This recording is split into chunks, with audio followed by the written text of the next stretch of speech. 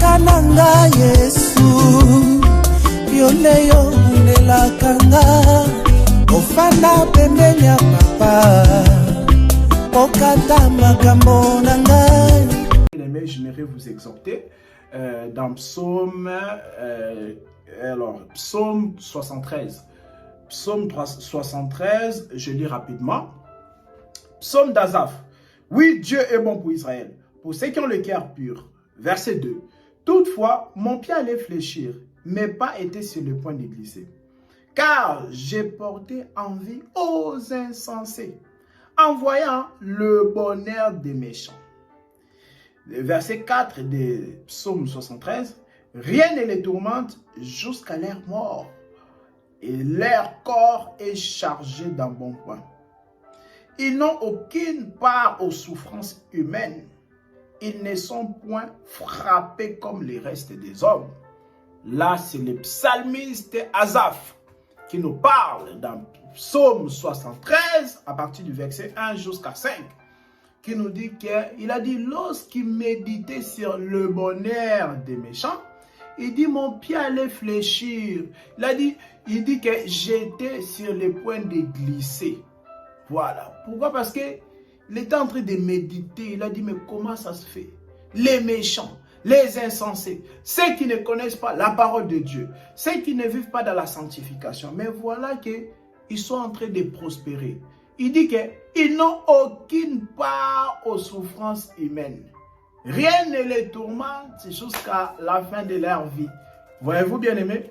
Donc, cela nous arrive des fois à faire des constats. Vous voyez, étant qu'enfant de Dieu, ça t'arrive, bien-aimé, à dire que voilà, moi je suis sérieux, moi je suis sérieuse, je marche dans la parole du Seigneur, je vis dans la sanctification, je vis la saine doctrine du Seigneur Jésus-Christ. Mais voilà pourquoi il y a toutes ces choses qui m'arrivent. Pourquoi les persécutions? Pourquoi les tribulations? Alors que je suis un enfant de Dieu. Voilà les méchants, les insensés, qui ne connaissent pas la parole de Dieu. Parce que les méchants dans la parole, ce sont des païens.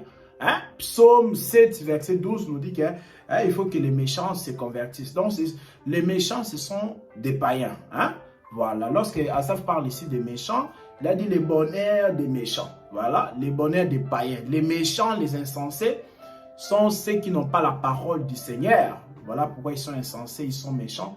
Ils n'ont pas la parole du Seigneur pour les sanctifier. Voilà, il fait un constat, Asaph. Il dit donc, c'est tellement très étonnant. Il a dit, j'étais au point de fléchir. Mon pied est en train de fléchir. Il dit, j'étais au point de glisser lorsque j'ai médité sur le bonheur des méchants. Donc, voilà, il peut t'arriver de faire ces comparaisons, mais il ne faut pas te comparer aux méchants. Il ne faut pas, bien aimé, te comparer aux païens. Te disant que voilà, moi je vis dans la sanctification, moi je crains Dieu, mais voilà qu'il y a ces calamités, voilà, il y a des tribulations, des persécutions, des souffrances. Il faut comprendre, tant que tu es dans la parole, bien aimé, c'est la volonté du Seigneur. Parce qu'il ne faut pas confondre les souffrances, les persécutions avec la condamnation. Nous en parlerons un autre jour. Donc, les persécutions sont différentes. Hein, les persécutions et le fait d'être lié par les démons sont des choses différentes. Nous en parlerons. Mais ici, je suis en train de parler sur Psaume 73, à partir du verset 1 jusqu'à 5, où on nous montre que le psalmiste Asaph s'étonne tellement. Il dit les méchants sont heureux, rien ne les tourmente. Ils n'ont aucune part aux souffrances humaines. Voilà. Donc, il y a des païens dans ce monde, bien-aimés. Ils n'ont pas de souffrance. Voilà. Mais c'est le Seigneur qui a permis cela. Parce que tout ne se paye pas ici-bas. Vous voyez les slogans que les gens disent que tout se paye ici-bas. Non, ce n'est pas la Bible. Tout ne se paye pas ici-bas. Il y a des gens qui ont commis des mal, bien-aimés. Mais le Seigneur a réservé cela. A réservé leur vengeance. En tout cas, il a réservé de les venger dans l'éternité. Voilà pourquoi l'écriture de Romains 12 à partir du verset 20 nous montre que, en réalité, si ton ennemi a faim, il faut lui donner à manger. S'il a soif, il faut le donner. S'il a faim, il faut le donner à manger. S'il a soif, il faut lui donner à boire. car la vengeance et la rétribution appartiennent à Dieu. Vous voyez, donc le Seigneur a, en tout cas, a réservé de venger, de juger les païens. Voilà pourquoi tout ne se paye ici-bas. Tout ne se paye pas ici-bas. Donc, si quelqu'un vous dit que tout se paye ici-bas, c'est une fausse doctrine. Donc, tu peux aussi faire du bien, tu peux aussi vivre pieusement en Christ, mais tu ne vois pas les résultats jusqu'à ta mort. Vous voyez? Donc, tu vis dans la sanctification jusqu'à la fin de ta vie, mais tu n'as pas vu les résultats comme ça. Mais le Seigneur a réservé cela. Il va donc te récompenser. Voilà pourquoi réjouis-toi toujours dans le Seigneur, bien-aimé. Vous voyez, il ne faut pas te comparer aux païens. La parole du Seigneur nous dit dans Romains chapitre 9, le verset 21, que nous sommes donc les ouvrages entre les mains du Seigneur. Nous sommes l'argile. Le Seigneur est le potier. C'est lui qui nous taille. C'est Dieu qui nous taille. C'est Dieu qui nous façonne. C'est donc Dieu qui nous donne la forme qu'il veut. Vous voyez? Donc nous sommes l'argile. Donc on ne peut pas se plaindre. On ne peut pas se dire, ah, pourquoi tu m'as fait comme ça? Vous voyez? Donc c'est Dieu qui nous a fait selon son bon plaisir. Selon qu'il a jugé bon de le faire. C'est Dieu qui a décidé que tel serf vivra autant d'années. Il vivra autant d'années. Tel frère vivra aussi autant d'années. Vous voyez? Donc c'est Dieu qui a mis en tout cas la limite sur la vie de tout un chacun de nous. Donc il faut toujours rendre grâce au Seigneur. Voilà pourquoi je dis que si tu es rassuré, que tu es dans la parole, tu es dans le Seigneur, mais que tu traverses des moments difficiles, des moments de tribulation, de persécution, il faut comprendre que c'est la volonté de Dieu. Et même 1 Pierre chapitre 3, on va le lire rapidement. 1 Pierre chapitre 3. Alors, je le prends. 1 Pierre aussi, ça nous édifie beaucoup. 1 Pierre chapitre... voilà. Non, c'est 1 Pierre chapitre 4. 1 Pierre chapitre 4. Le verset 13, on va le lire. Je lis la parole du Seigneur. Réjouissez-vous au contraire de la part que vous avez aux souffrances de Christ, afin que vous soyez aussi dans la joie et dans l'allégresse lorsque sa gloire apparaîtra.